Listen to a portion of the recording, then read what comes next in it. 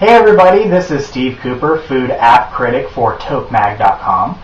This week I have a new app for you. It is SoupMaster, and it's $1.99. What this app is really just a giant collection of soup recipes.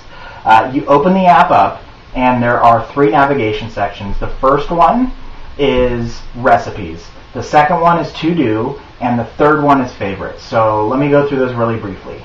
The recipes, like I mentioned, it's categories, and there's over 60 categories. Click on one of these categories, and then it'll take you into the recipe list within that category.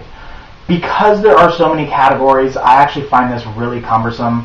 I mentioned this in the written review on the website TokeMag.com. There are 3 different kid-friendly soup categories. Some of the categories have 10, 11, 12 recipes. Some have over 500 recipes. So I really wish the developer had taken a little bit more time and organized the recipes a little bit better so that you didn't have to sift through 60 different categories. The navigation is very straightforward. It's much like your address book. You have the alphabet over here to the right-hand side of the screen where you can scrub A to Z. You can also flick up and down, and then when you find the recipe that you want, click on it, and it gives you a very nice picture. All the recipes, by the way, have really nice thumbnails, really nice final images. You get the name of the recipe at the very top. You can give it a star rating. You can add it to your to-do list, which I'll get into in a minute. And then you scroll down a little bit, and then you can start seeing the ingredient list, how the cooking method, as well as any notes. Some of them have a little notes section here at the bottom. It's very straightforward. The design is clean. It's not mind-blowing, but it's clean. It's very serviceable.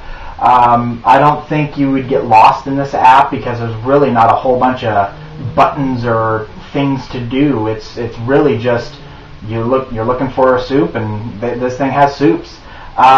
It does, on that category page, it does have, I'm getting back here, it does have a little search function. Again, I knock this in the written review because the search function is very, very sensitive. You type in anything other than the title of a recipe, and it won't yield results. So for example, if I type in potato, I'm safe because potato is in a lot of recipe names. But if there's a subsequent word or a word that comes before potato that I don't hit the nail on the head with, it will not yield results. So if I type in potato and leek soup, there is a potato and leek soup recipe in this app. But if I type in leek and potato soup, because it's not the exact phrase, it will not show me any results. So really the best way to use this search function is to just type in a single ingredient, because it won't even work. If I want potato leek soup and I search potato leek, it won't give me anything, even though I'm just doing a very simple search. So your best bet is to just search leek and then scroll through the options, or search tomato and scroll through the options. So that's kind of a bummer, particularly because there are so many recipes. It would be nice if there was a better search function, and because the categories are so cumbersome. I mentioned there's a to-do list, so you click to-do here at the bottom, and really the to-do section is nothing more really than a bookmarking section. It takes the recipe and it tosses it into this little area, which I suppose is nice if you're going to the grocery store and you want to find a recipe and you don't want to sift through 600 recipes. You can just go to the to-do list and then click on the recipe that you want to make, and then scroll down to the ingredient list and then find the ingredients that you need. Again, it's not the cleanest solution. Personally, I would like a shopping cart like you've seen on so many other apps I've reviewed over the years, where you add a recipe to the shopping cart, and then it gives you a list of all the ingredients, and then you can check off the ingredients as you're going through the aisle and pulling things off the shelf. So maybe keep the to-do if you're the developer, but add the shopping cart to it or something. But just the to-do, it's really nothing more than a bookmark, and it's kind of a throwaway functionality as far as I'm concerned. Not worth $1.99 that you're paying for. You might as well do a web search to find a soup recipe. The last thing is the favorites. The favorites is a little, it's actually pretty nice.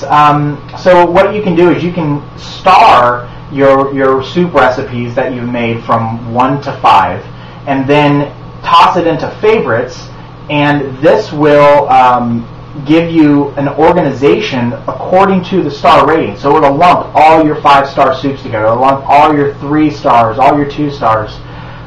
So this is a really nice way to go through and see, like, oh yeah, I really like this recipe. I didn't care for that one so much. So that's a nice little feature here. Because there is so much to this app in terms of the number of recipes, the volume, there is some value to it. Because there's not a terrible amount of functionality outside of the organization and the nice images, it's hard to give a rave review about this app. But, you know, 'tis the season, it is getting chilly outside, everybody wants some soups. So I did give this a 3 out of 5. So check it out. Let me know what you think. See if that's a fair rating. And visit TokeMag.com. Look at all the app reviews. And I'll do this again very shortly. Thanks.